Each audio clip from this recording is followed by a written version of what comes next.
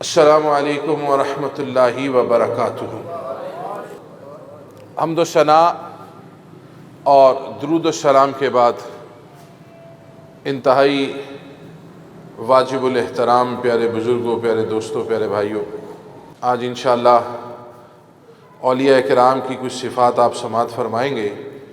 آپ نے قرآن مجید فرقان حمید سے اللہ تبارک و تعالیٰ کا ایک ارشاد سماعت فرمایا ہے کہ اللہ رب العزت نے ارشاد فرمایا کہ وہ لوگ جو اللہ کے دوست ہیں، الا ان اولیاء اللہ لا خوف علیہم ولا هم یحزنون، انہیں کوئی خوف اور کوئی غم نہیں ہے۔ الذین آمنوا وکانوا یتقون، کیونکہ وہ ایمان لائے اور تقوی اختیار کرتے ہیں۔ لہم البشریٰ فی الحیات الدنیا وفی الآخرہ، ان کی دنیا کی زندگی بھی خوشخبری والی ہے اور دنیا کے بعد کی زندگی بھی خوشخبری والی ہے۔ اللہ تعالیٰ نے اس کائنات کا نظام بنایا۔ پہلے اللہ نے انبیاء کو بھیجا، کم و بیش 1,24,000، اور پھر سارے انبیاء کے سردار امام الانبیاء خاتم النبیین رحمت للعالمین کو آخری نبی بنا کر بھیجا۔ اب قیامت تک کوئی اور نبی نہیں آ سکتا۔ جو جھوٹے دعوے دار ہیں وہ کذاب ہیں، دجال ہیں، جہنمی ہیں۔ نبوت اب رسول اللہ صلی اللہ علیہ وسلم پر ختم ہو گئی ہے، نبوت اب نہیں آئے گی، لہٰذا یہی دین، آقا صلی اللہ علیہ وسلم کی تعلیم، شریعت، سارے نظام اب ہمیشہ یہ ہی چلنے ہیں، اور ان کا سلسلہ جو ہے وہ اللہ نے اولیاء کے ذریعے آگے بڑھایا ہوا، کیونکہ ہر دور میں کمی بیشی ہوتی ہے، پھر اللہ کے نیک بندے اس کے لیے محنت کرتے ہیں اور دوبارہ راہ راست پر لوگوں کو لے کر آتے ہیں۔ ایک ایسی چیز ہے جسے سمجھنا ہر ایمان والے کے لیے ضروری ہے، کیونکہ یہ دور حاضر انتہائی فتنوں کا دور ہے۔ اس میں ہر دوسرا بندہ ایسے معاملات کیے ہوئے ہے کہ پھر اس کو دیکھ کر بندہ سمجھ ہی نہیں پاتا کہ یہ کیا کر رہا ہے، کیا ہو رہا ہے، کون اللہ کا نیک بندہ ہے، کون اللہ کا نیک بندہ نہیں ہے۔ اس کے لیے سب سے ضروری جو چیز ہے نا، وہ ہے دین اسلام کی تعلیم حاصل کرنا، اور وہ تب حاصل ہوگی جب قرآن مجید فرقان حمید کو پڑھا جائے گا، سمجھا جائے گا۔ اللہ تعالیٰ نے اس قرآن مجید فرقان حمید میں بڑی وضاحت کے ساتھ ساری باتیں بتا دی ہمیں، اچھی چیزوں کا بھی ذکر فرما دیا اور جہنم میں لے کر جانے والی باتوں کا بھی ذکر کر دیا، عباد الرحمن کا بھی ذکر کر دیا، منافقین کا بھی ذکر کر دیا، کافروں کا بھی ذکر کر دیا۔ تو جب ہم قرآن کو بطور ہدایت پڑھیں گے تو پھر یہ ہمیں ہر چیز سکھا دے گا، اور اگر برائے مقابلہ پڑھیں گے تو پھر پریشانی رہے گی، کیونکہ یہ متقین کے لیے ہدایت ہے، اور اللہ کے ولی جو ہیں وہ متقین ہیں، اور وہ خود بھی تقوی والے ہیں اور دوسروں کو بھی تقوی کی طرف لے کر چلتے ہیں۔ اولیاء اللہ جو ہیں وہ کوئی کام بھی شریعت کے خلاف نہیں کرتے۔ یہ بڑی خاص بات ہے اللہ کے دوستوں کی۔ اللہ کا ولی بننے کے لیے کچھ باتیں کرنی پڑتی ہیں، عمل کرنا پڑتا ہے ان پر، اپنے آپ کو اللہ کی بتائی ہوئی باتوں پر چلانا پڑتا ہے، پھر بندہ اللہ کا دوست بنتا ہے۔ یہ نہیں ہے کہ مرضی اپنی کرتے رہنا، نفس کے تابع رہنا اور پھر کہنا کہ میں اللہ کا ولی ہوں۔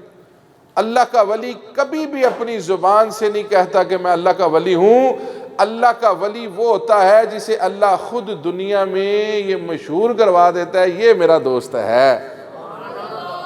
یہ حدیث شریف میں آتا ہے کہ نبی اکرم صلی اللہ علیہ وسلم نے فرمایا کہ جو شخص فرائض اور واجبات کی ادائیگی کے بعد سنتوں کو پورا کرے، نوافل کی کثرت کرے، ان کثرت کے نوافل کی ادائیگی کے بعد اللہ کا قرب پاتا ہے، پھر اللہ رب العزت اس سے محبت فرماتا ہے۔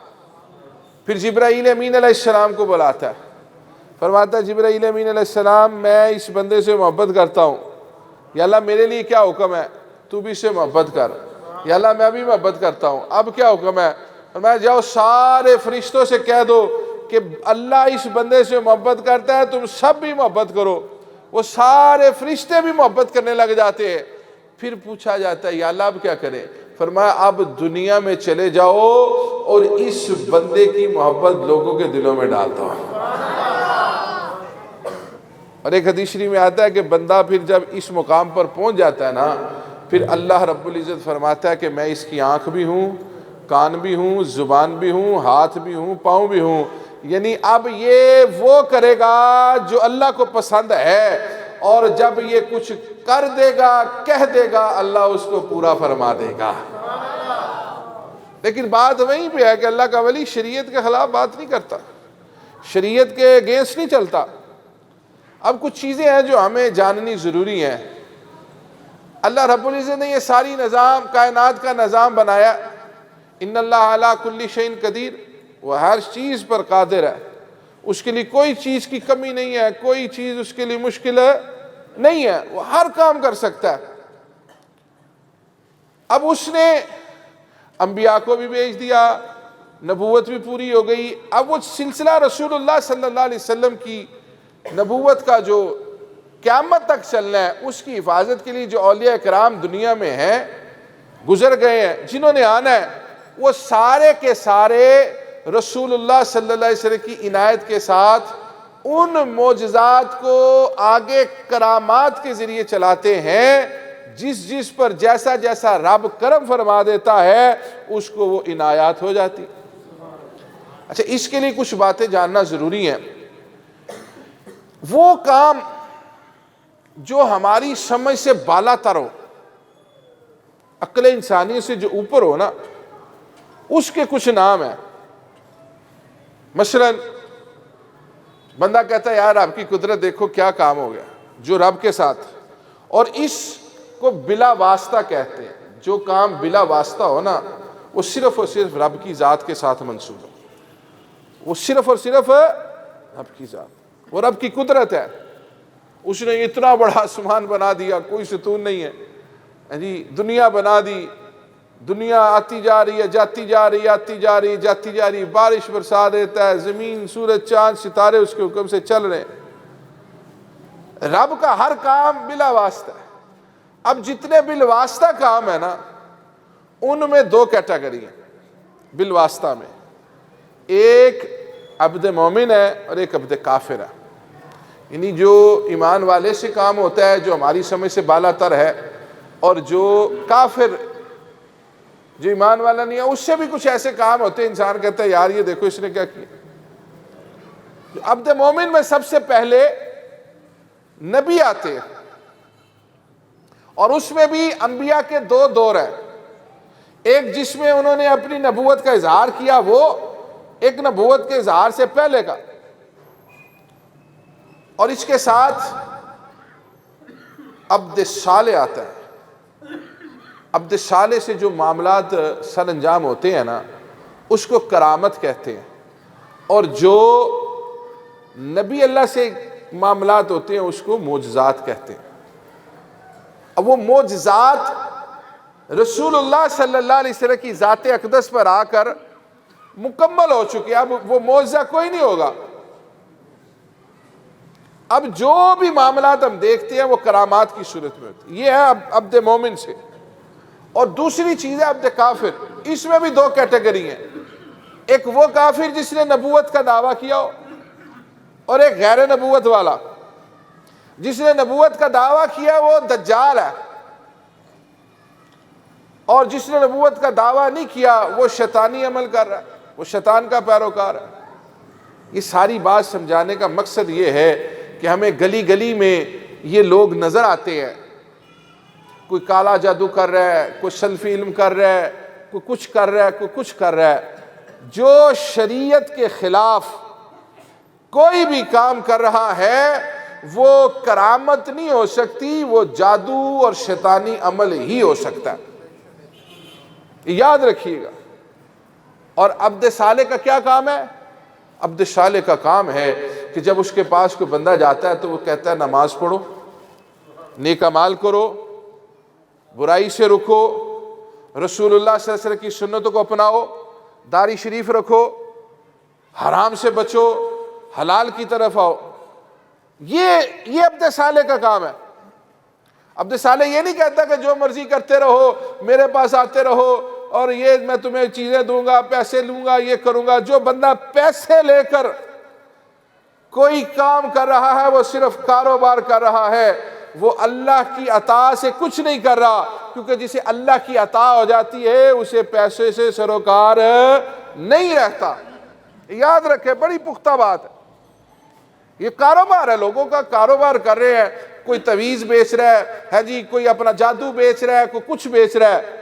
اللہ والا جب بھی بات کرتا ہے قرآن و حدیث اور شریعت کے مطابق بات کرتا ہے. اگر وہ کوئی تعویذ بھی دیتا ہے تو اس میں بھی اللہ کی کتاب قرآن مجید سے کچھ لکھ کے دیتا ہے، کوئی آیت لکھ دیتا ہے، پڑھنے کے لیے دیتا ہے تو قرآن سے پڑھنے کے لیے دے دیتا ہے. سورۃ الفاتحہ شریف نبی اکرم صلی اللہ علیہ وسلم فرماتے ہیں سوائے موت کے اس میں اللہ نے ہر چیز کی شفا رکھی ہوئی. یہ عبد صالح کا کام. اب اس میں جو دو کیٹیگریز آگے بھی ہیں، عبد صالح میں اور غیر صالح میں. جو غیر صالح کوئی ایسی بات اس سے ہوتی ہے نا، وہ معنت کہلاتی ہے. کہہ دیا اس نے، کچھ ہونا تھا اس نے کہہ دیا، ہو گیا. لیکن جو اللہ کا ولی، دوست اللہ کا، شریعت کا پابند، پوری تابعداری نفس کو ختم کر کے جب وہ کوئی بات کرتا ہے، کوئی ایسا کام ہو جاتا ہے جسے عقل تسلیم نہیں کرتی، اسے کرامت کہتے ہیں. اسے کیا کہتے ہیں؟ کرامت کہتے ہیں. یار اللہ والا بندہ، اس نے جو بات کی رب نے پوری کر دی، لیکن اس کے لیے اس نے زندگی کیسے گزاری ہے. جی دیکھیں، میں کچھ بات سمجھانے کے لیے آتا ہوں ادھر، تو اگر بات سمجھ آ جائے نا تو میرے آنے کا مجھے فائدہ ہو جائے گا. کوئی سمجھ آ جائے بات. وہ کیا ہے کہ دنیا کا نظام دیکھتے نا، دنیا کا نظام، یہ قطعاً بھی میں اس بات کا مخالف نہیں ہوں کہ پیر کا بیٹا پیر نہیں ہو سکتا. ہو سکتا، کیوں نہیں ہو سکتا؟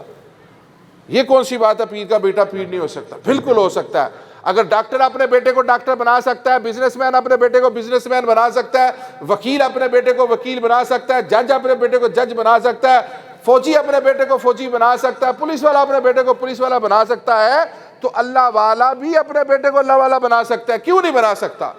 یہ تو سب سے آسان کام ہے.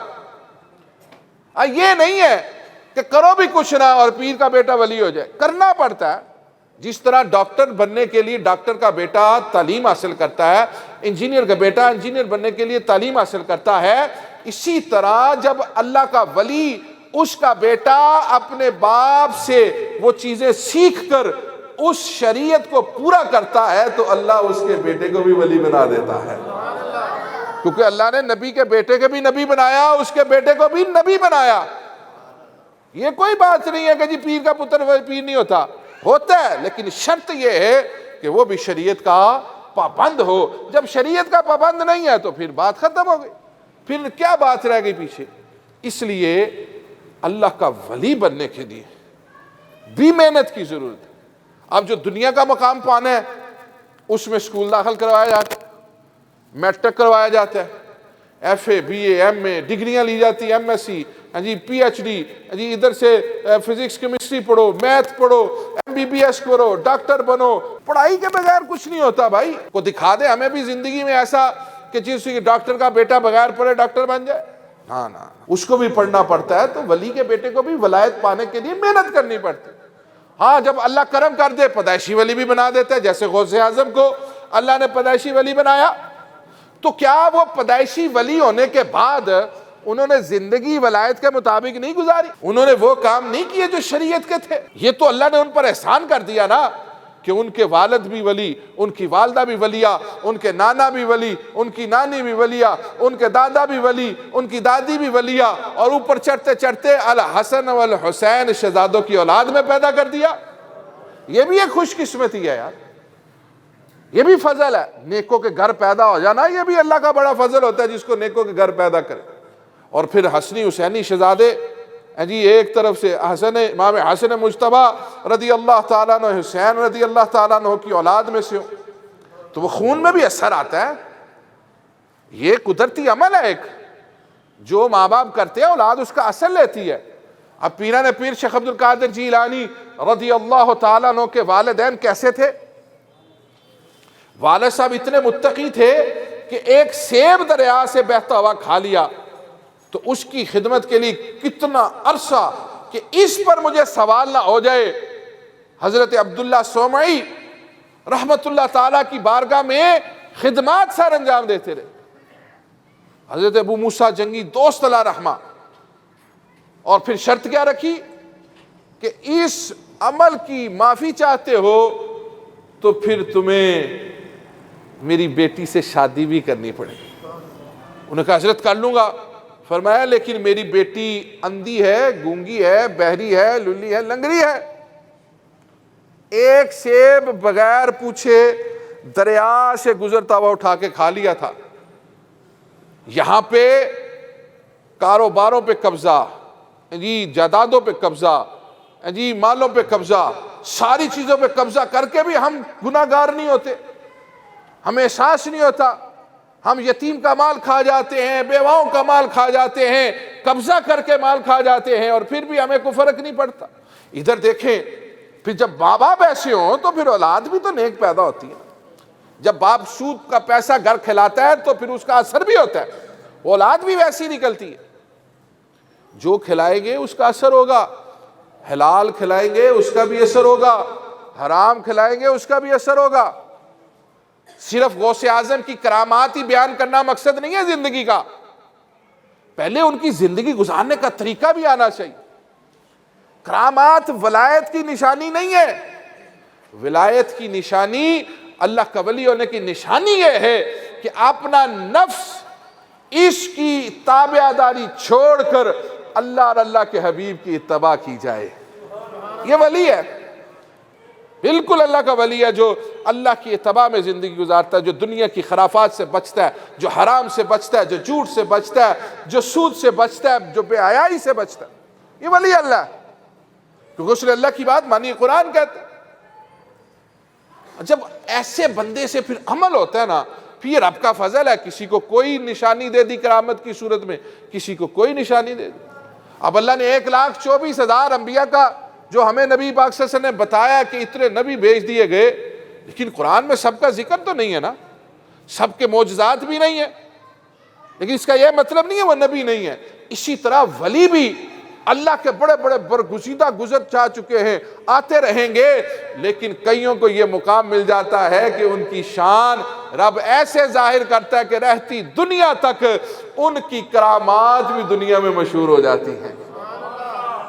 پیران پیر شیخ عبد القادر جیلانی رضی اللہ تعالیٰ عنہ کی زندگی کا یہی سب سے بڑا ایک احسن پہلو یہ ہے کہ آپ اتباع سنت، رب کی شریعت کے پابند ہونے کے ساتھ ساتھ ایسے عمل بھی لوگوں کو دکھاتے تھے جو عقل سے ماوا ہوتے تھے، اور پھر لوگ اس سے فیض بھی حاصل کرتے تھے۔ لیکن یاد رکھیے ان کے سارے کمالات، کرامات بھی قرآن و حدیث کے تابع ہیں۔ کبھی ایسا نہیں ہوا کہ غوث اعظم پیران پیر شیخ عبد القادر جیلانی رضی اللہ تعالیٰ نے یہ کہا میری نماز دل میں ہو جاتی ہے، میں جا کے مکہ میں نماز پڑھایا تھا، مدینہ شریف میں نماز پڑھایا تھا، وہ نماز بھی قائم کرتے تھے، وہ زکوٰۃ بھی دیتے تھے، وہ سارے کام کرتے تھے، اور پھر رب کی اتباع کے بعد اس کے ولی بھی تھے، بچپن سے ہی ولی تھے۔ جب پیدا ہوئے تو آپ کی والدہ حضرت بی بی فاطمہ ام خیر اللہ رحمہ فرماتی ہیں سحری سے لے کر افطاری تک دودھ نہیں پیتے تھے، سحری سے افطاری تک دودھ نہیں پیتے تھے۔ اب قرآن سے پوچھیں کہ ایسا ممکن ہے؟ اگر قرآن کہتا ہے ممکن ہے تو مان لیتے ہیں، اگر قرآن کہتا ہے کہ نہیں ممکن تو چھوڑ دیتے ہیں بھائی اس کو۔ جو چیز قرآن سے مل جائے گی اس کو قبول کرے۔ موسیٰ علیہ السلام جب فرعون کے پاس پہنچ چکے تو پھر دائیوں کو بلایا گیا۔ کن کو بلایا گیا؟ دائیوں کو۔ تو بے شمار دائیاں آئیں۔ کسی دائی کا دودھ پیا؟ موسیٰ علیہ السلام نے کسی دائی کا دودھ پیا؟ نہیں پیا۔ کیوں نہیں پیا؟ اس لیے نہیں پیا کہ اللہ نے ان کو یہ عقل و شعور یہ بتا دیا تھا، یہ معاملہ ان کو سمجھا دیا گیا تھا کہ کسی عورت کا دودھ نہیں پینا۔ یہ رب کا فضل ہے، وگرنہ اتنا چھوٹا بچہ جو مہینے 2 مہینے کا ہو، اس کو کیا پتا یہ فیڈر ہے، یہ ماں کا دودھ ہے، یہ انگلی ہے، یہ چمچ ہے؟ اس کو تو خوراک کی ضرورت ہے، جیسے ہی کچھ منہ میں جائے گا اس نے لینا شروع کر۔ لیکن جب اللہ فضل کرتا ہے تو موسیٰ علیہ السلام کو بتا دیا کہ آپ کی ماں جب تک نہیں آئے گی آپ نے کسی غیر عورت کا دودھ نہیں پینا۔ تو یہ بات قرآن ہمیں بتاتا ہے کہ بچہ چھوٹا سا ہو اس کو اللہ یہ شعور دے دیتا ہے کہ وہ وقت جس وقت تک ماں نہیں آئے گی، ماں کی گود میں نہیں جاؤ گے، ماں کی پہچان کر کے پھر دودھ پینا ہے۔ تو جب موسیٰ علیہ السلام پر اللہ نے یہ فضل کیا تو نبی اکرم صلی اللہ علیہ وسلم کی امت پر بھی رب نے یہ فضل کیا کہ ایسے بچے پیدا ہوئے جنہیں رب نے یہ فضل کر دیا کہ انہیں سحری سے لے کر افطاری تک کا وقت بھی بتا دیا اور یہ بھی سمجھا دیا کہ اس دوران دودھ نہیں پینا۔ قرآن ثابت کرتا ہے ٹھیک ہے، اس میں کوئی حرج نہیں ہے، اس میں کوئی حرج نہیں ہے۔ بچے بولتے بھی ہیں، بچے کلام بھی کرتے ہیں، بے شمار حدیث بڑی بڑی۔ جی حضرت جریج اللہ رحمہ کے لیے بھی بچے نے گواہی دی۔ جی وہ فرعون کی بیٹی کے دربار میں جو خاتمہ تھی اس عورت کے چھوٹے سے بچے شیر خوار نے کلام بھی کیا۔ یہ ساری چیزیں موجود ہیں، پڑھنے کی ضرورت ہے، پڑھیں گے تو سمجھ آ جائے گی۔ اسی طرح اللہ نے غوث اعظم پر بھی کرم کیا۔ اور کیا کرم کیا؟ فرماتے ہیں میں 10 سال کا تھا تو مدرسے جا رہا تھا چھوٹا سا، تو بیل نظر آیا، بیل، اس کی دم پکڑ لی۔ بیل کی بچے کرتے ہیں شرارت، بچہ ہوتا ہی ایسا ہے، اسی کو بچہ کہتے ہیں جی۔ تو جب دھم پکڑ لی نا، دھم، تو بیل نے اپنا رخ پھیر دیا، بیل نے رخ پھیرا اور کلام کیا، کہنے لگا عبد القادر یہ کیا کر رہے ہیں آپ؟ اللہ نے آپ کو اس کام کے لیے پیدا نہیں کیا، اللہ نے آپ کو اس کام کے لیے۔ آپ فرماتی ہے میں وہاں سے گھر بھاگا، اپنی چھت پہ چڑھ گیا، اللہ نے میری آنکھوں کے سامنے سے حجابات ہٹا دیے، میں نے بغداد میں اپنی چھت پر کھڑے ہو کر مکہ مدینہ شریف کی زیارت کر لی۔ اب یہ سارے معاملات اگر ہمیں قرآن و حدیث سے مل جاتے ہیں تو مان لیتے ہیں، اگر نہیں ملتے تو میں بھی نہیں مانوں گا، میں بھی چھوڑ دوں گا، بھائی چھوڑ دو اس کو، میں ایسے ہی غلط سناتا رہا ہوں۔ اب یہ کون ہے؟ اللہ کے ولی ہیں، اور ان کے ساتھ کلام کس نے کیا؟ جانور نے، بیل نے۔ اچھا جی سنیں، سورۃ نمل پڑھی ہے کسی نے؟ قرآن پڑھے تو صحیح میرے بھائی۔ چونٹی کتنی کو ہوتی ہے؟ اگر ادھر کوئی چونٹی پھر رہی ہے تو ہمیں کسی کو نظر آ رہی ہے؟ نہیں نظر آ رہی۔ وہ 3 میل دور، 3 میل، اور اپنی چونٹی ساتھیوں سے کیا کہہ رہی ہے؟ کہتی ہے ہو میری ساتھیوں، ہو جلدی جلدی اپنے بلوں میں گھس جاؤ، جلدی جلدی اپنے بلوں میں گھس جاؤ۔ کیا ہوا؟ کہنے لگی وہ سلیمان علیہ السلام اور ان کا لشکر آ رہا ہے، کہیں ان کے قدموں میں روندی نہ جاؤ۔ لو یہ اللہ کے ولیوں کو پریشان ہو رہا ہے، رب نے اتنی سی چھوٹی سی چونٹی کو اتنے میل سے بتا دیا کہ سامنے سلیمان علیہ السلام کا لشکر آ رہا ہے، وہ ساتھ ان کے ساتھی بھی ہیں اور انہوں نے اسی طرف آنا ہے، تو اپنے اپنے بلوں میں ہمیں گھس جانا چاہیے، کہیں اس کے قدموں تلے نہ روندی جائیں۔ تو یہ رب نے علم دیا نا، اتنی سی چونٹی کو اتنی دور دکھا دیا، تو اسی رب نے غوث اعظم کو بھی خانہ کعبہ اور مدینہ شریف دکھا دیا، جس رب نے چونٹی کا وہ دکھایا تھا۔ بھئی قرآن تو پڑھیں، قرآن کیوں نہیں پڑھتے؟ حدیث کیوں نہیں پڑھتے؟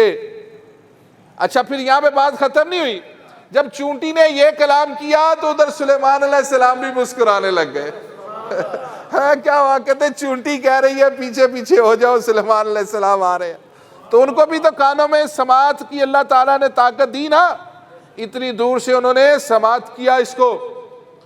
ہمارے آقا صلی اللہ علیہ وسلم آپ جانوروں سے بات کر لیا کرتے تھے، کیونکہ سب کی بولیاں جانتے تھے، کیونکہ اللہ کے نبی کائنات کی ہر شے کے نبی ہیں، پتھر کے بھی نبی، پہاڑ کے بھی نبی، درخت کے بھی نبی، نباتات کے، حیوانات کے، انسانوں کے، جنوں کے، ہر مخلوق کے نبی ہیں۔ تو جن کے نبی ہیں ان کی بولی بھی تو جانتے ہیں نا۔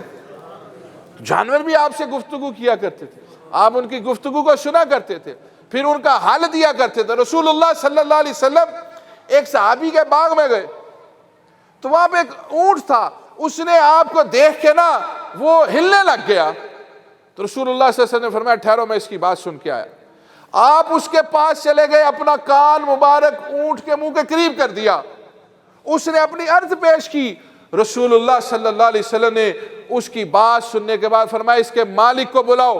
جب وہ مالک آیا فرمایا تیرے اونٹ نے مجھے شکایت کی ہے۔ کلام کیا تو بات کا آپ نے فرمایا نا، بات کی تو کہا نا تیرے اونٹ نے مجھے شکایت کی ہے۔ میں یہ کہتا ہے کہ مجھ سے کام زیادہ لیتا ہے اور میرے لیے خوراک کم دیتا ہے، اس کا خیال رکھا کرو۔ پھر ایک اور حدیث شریف ہے، فرمایا اونٹ کہہ رہا ہے کہ یہ اس کے بیٹے کی شادی ہے تو یہ مجھے ذبح کرنا چاہتا ہے، تو میں نے اس کی بڑی خدمت کی ہے۔ فرمایا حلال ہے، اس کو ذبح کیا جا سکتا ہے، لیکن چونکہ اس نے اب عرض کر دیا ہے تو لہٰذا اسے چھوڑ کر کسی اور کو ذبح کر لے۔ جانور کلام کرتے ہیں۔ پھر ایک اور حدیث شریف سنیں، میں آپ کو اس کا حوالہ بھی سناتا ہوں۔ مشکات شریف کی حدیث ہے، حدیث نمبر 5949۔ حضرت سیدنا ابن منقدر رضی اللہ تعالیٰ عنہ فرماتے ہیں کہ رسول اللہ صلی اللہ علیہ وسلم کے آزاد کردہ غلام حضرت سفینہ رضی اللہ تعالیٰ عنہ یہ روم کے لشکر سے نا واپس آ رہے تھے، تو جنگل میں راستہ بھول گئے، قافلے سے بچھڑ گئے۔ وہ اس دور میں کوئی جی ٹی روڈ تو تھی نہیں، کوئی موٹر وے تو تھی نہیں، کوئی جہاز یا گاڑیاں تو تھی نہیں، نہ ہی کوئی کہیں لکھا ہوتا تھا فلاں جگہ آ گئی فلاں جگہ آ گئی۔ ابھی مجھے بچے نے فون کیا کہاں پہنچیا، میں نے کہا یار مرید کے پہنچا ہوں، سامنے یہ ہوٹل ہے یہاں پہ پہنچا ہوں۔ اس دور میں یہ چیزیں نہیں تھی، نہ میپس تھے نہ کچھ تھا، اس دور میں ایسی کوئی چیز نہیں تھی، جنگلوں سے سفر کرنا پڑتا تھا جی، جانوروں پر، خچر پر، گھوڑے پر، تو بچھڑ گئے قافلے سے۔ تو جنگل میں ایک شیر آ گیا، شیر۔ حضرت سفینہ رضی اللہ تعالیٰ نے جب شیر کو دیکھا تو آپ ڈرے نہیں، اللہ کا ولی ڈرتا نہیں ہے، مضبوط آدمی ہوتا ہے، آزمائشوں میں جیسے بھی حالات ہوں استقامت کے ساتھ رہتا، واہ ویلا نہیں مچاتا، ہائے مر گئے نہیں کرتا۔ اگر اس پر فضل ہوتا ہے تو کہتا ہے یہ رب کا فضل ہے، اگر کوئی پریشانی آتی ہے تو کہتا ہے میرے اعمال کا نتیجہ ہے، یہ اللہ کا ولی ہے۔ یہ نہیں ہے کہ خود ہی بیٹھ کے اپنی گردان شروع کی ہوئی ہے، میں یہ کر دیتا ہوں، میں وہ کر دیتا ہوں، میں ایسے کر دیتا ہوں۔ ہم نے تو قرآن و حدیث میں کسی ولی کو کسی بات کہتے سنا ہی نہیں ہے کہ میں نے یہ کیا۔ وہ کہتا ہے یہ میرے رب کا فضل ہے جو کچھ ہو گیا۔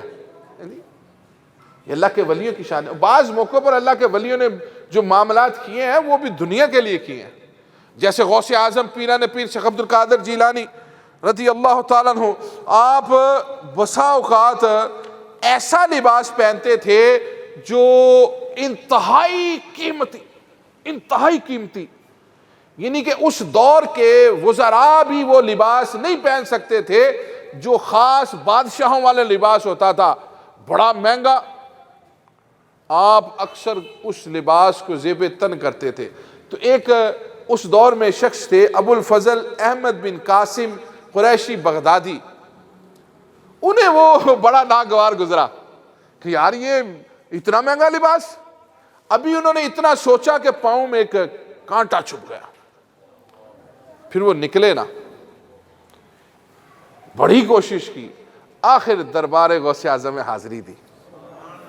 کہنے لگے حضرت صاحب یہ مسئلہ بن گیا ہے، تو آپ نے پتہ کیا جواب دیا؟ تو فرمایا دل میں بدگمانی نہیں نہ پیدا کرنی تھی، اور میں یہ جو لباس پہنتا ہوں یہ بھی اپنے رب کے حکم سے پہنتا ہوں۔ اللہ کے ولی کو اللہ نے یہ اطاعت کی ہے، عنایت کی ہے کہ وہ دل کی بات کو بھی جان لیتا ہے۔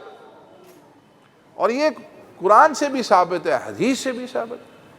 موسیٰ علیہ السلام نہیں بتاتے، یہ تھے عیسیٰ علیہ السلام، جاؤ تم گھر سے کیا کھا کے آئے ہو، کیا کھا کے آئے ہو، بتاتے تھے کہ نہیں بتاتے تھے؟ آپ نے فرمایا تو نے یہ میرے لیے بدگمانی کی ہے۔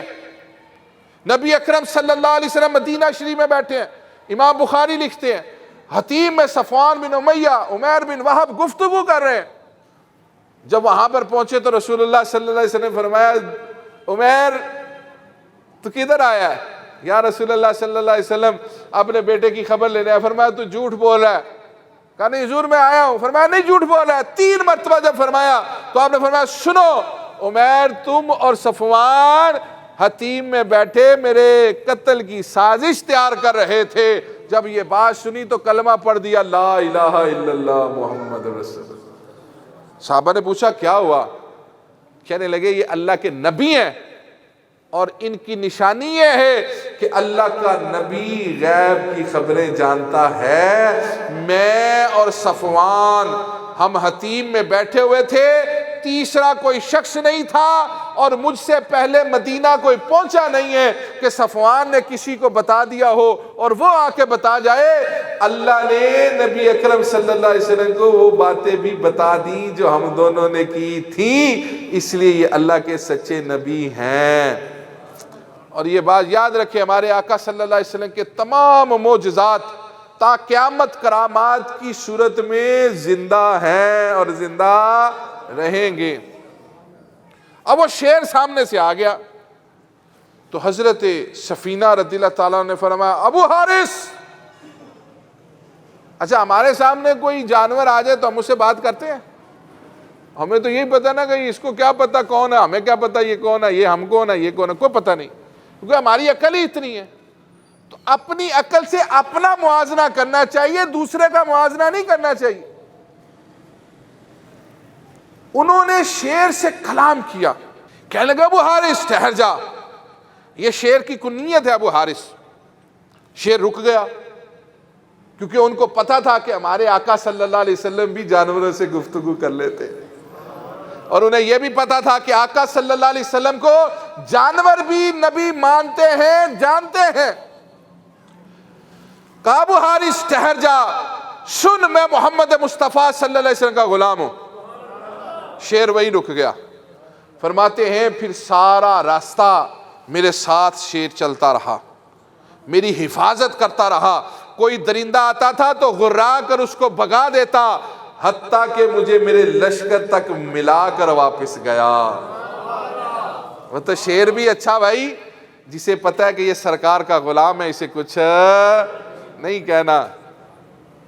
یہ جتنی کرامات ہوتی نا اولیاء کی، یہ شریعت کے دائرے میں ہوتی ہیں اور قرآن و حدیث سے ثابت شدہ ہوتی ہیں۔ اس لیے جب کوئی کرامت قرآن سے سنے تو اس کو مانے، اگر قرآن سے نہیں ملتی تو پھر اسے پوچھ لے بھائی یہ بتا دو۔ جیسے غوث اعظم نے مرغا زندہ کر دیا، ہم کہتے ہیں یہ کیسے ہو سکتا ہے؟ ہاں جی آپ نے کشتی ناؤ ڈوبی ہوئی زندہ کر دی، کہتے ہیں ہے وہ تو کرنٹ لگ جاتا ہے بعض لوگوں کو، ہیں یہ کیسے ہو سکتا ہے؟ میں نے کہا قرآن پڑھو، رب تمہیں سارا کچھ سمجھا دے گا۔ قرآن نے ہمیں ہر چیز سکھائی ہے، تم نے قرآن نہیں پڑھا، تم نے صرف فرقے کی اینک لگا کے اپنا فرقہ پڑھا ہے بس۔ رب کا کام ہے زندہ کرنا، رب کر دیتا ہے۔ چاہے رب نے 360 سال کے بعد اصحاب کہف کو اسی طرح زندہ نہیں رکھا، جو 360 سال تک غار میں پڑے تفاسیر، نہ جسمانی طور پہ کوئی فرق پڑا، نہ عمر میں کوئی فرق پڑا، نہ رنگ میں کوئی فرق پڑا، نہ جسم گلا، نہ ہڈیاں گلی، وہ ایسے ہی سوئے رہے 300 سال سے زائد جیسے زندہ آدمی چند گھنٹے سوتا ہے۔ ہمارا حال پتہ کیا ہے؟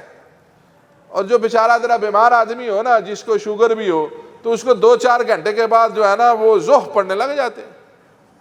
تندرست سے تندرست آدمی بھی 8-10 گھنٹوں کے بعد اٹھ جاتا ہے، کہتا ہے کچھ کھانے کو دل کر رہا ہے، کچھ پینے کو دل کر رہا ہے۔ جسم کی ضرورت ہے، جسم مانگتا ہے، خوراک مانگتا ہے، پانی مانگتا ہے۔ وہ 360 سال رب نے ان کو آرام سے سلائے رکھا، پھر اٹھا کے ان کو زندہ بھی کر دیا۔ پوچھو رب سے، پوچھو، ہم سے کیوں پوچھتے ہو بھائی؟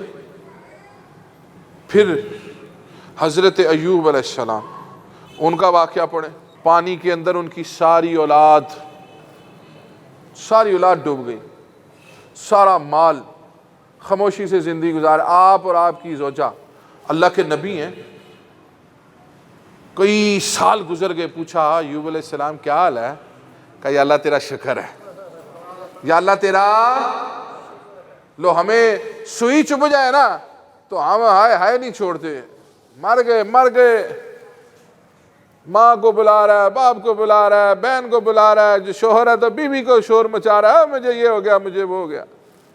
اللہ کا بندہ کسی حال میں بھی چیختا نہیں ہے، اللہ کی رضا پہ راضی رہتا ہے، کہتا ہے میرے رب کا حکم ہے، میں نے اس کو قبول کرنا ہے۔ ایوب علیہ السلام نے کہا یا اللہ تیرا شکر ہے، کہا یہ میرے برگزیدہ بندے ہیں، فرمایا اب پھر اپنی ایڑی کو زمین پر ماریے، اپنی ایڑی کو زمین پر ماریں، پانی نکل آیا، زمین سے کیا نکل آیا؟ فرمایا غسل کریں، پئیں، ساری بیماریاں ختم، سب کچھ ختم۔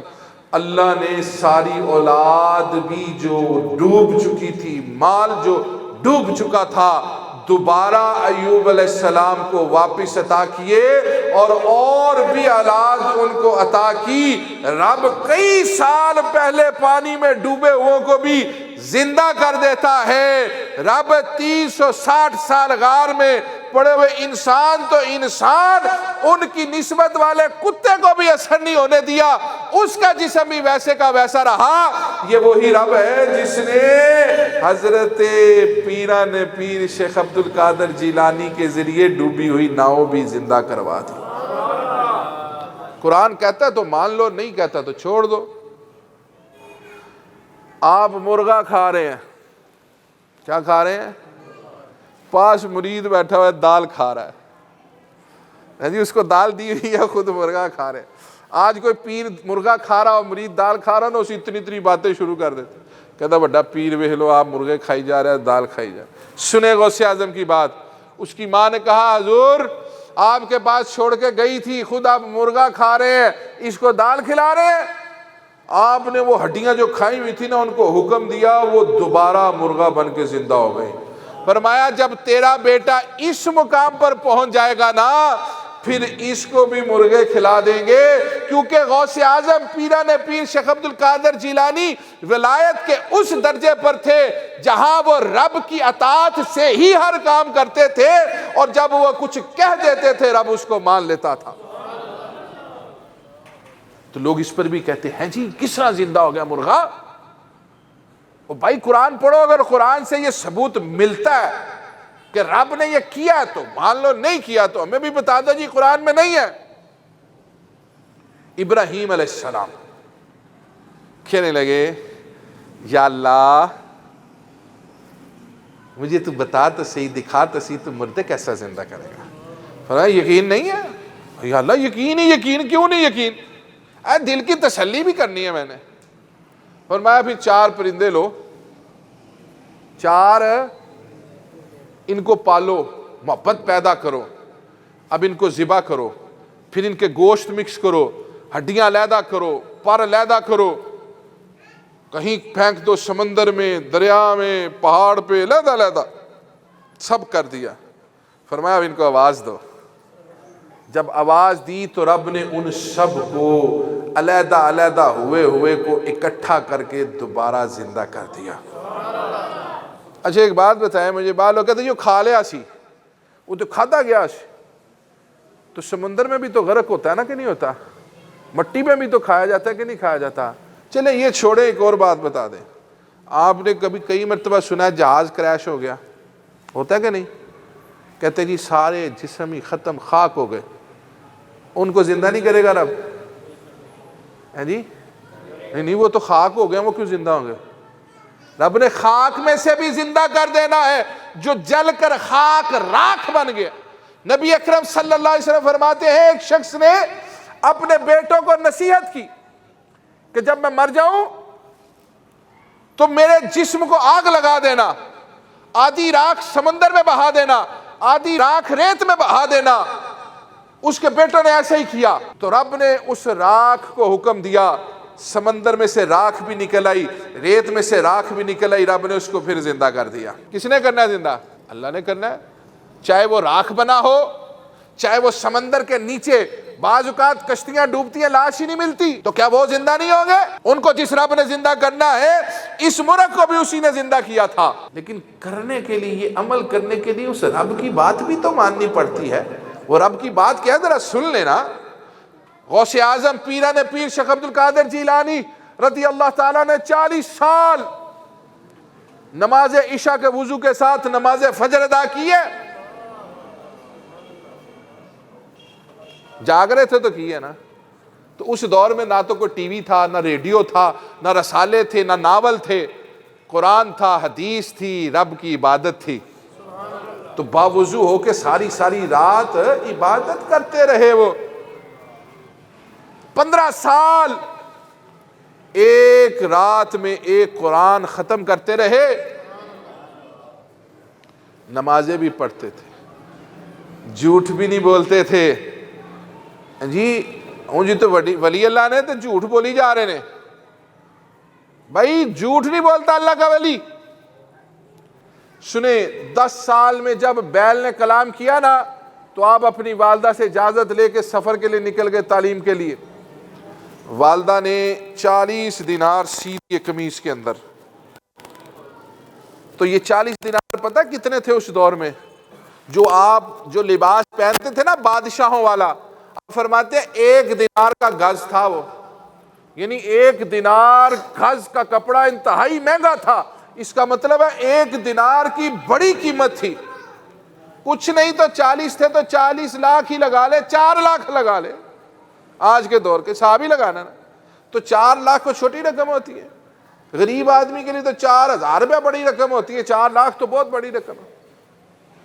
40 دینار والدہ نے سی دیے۔ اللہ کے ولی کی شان سنیں، کرامتیں تو سنی ہے نا، تو عمل بھی سنیں۔ اللہ کا ولی عمل کر کے پھر یہ مقام پاتا ہے، اور جو عمل میں بڑھتا جاتا ہے، رب مقام بھی بڑھاتا جاتا ہے، اب مقام بھی بڑھاتا جاتا ہے۔ 40 دینار ڈاکو نے پکڑ لیا، کہا کیا ہے نوجوان تمہارے پاس بچے؟ کہا میرے پاس 40 دینار ہے۔ تلاشی نہیں ملے، چلا گیا۔ اب سردار نے پوچھا بھئی سب کو لوٹ لیا ہے؟ کہنے لگے ہاں سب کو لوٹ لیا، کچھ رہ تو نہیں گیا؟ کہنے لگے ایک بچہ کہہ رہا ہے کہ میری جیب میں 40 دینار ہے لیکن ملتے نہیں ہیں۔ کہا ہو ذرا دیکھیں۔ چلے گئے، سردار نے کہا کیا ہے تمہارے پاس؟ آپ فرمانے لگے میرے پاس 40 دینار ہے۔ اس نے بھی چیک کیا، نہیں ملے۔ کہا کدھر ہے؟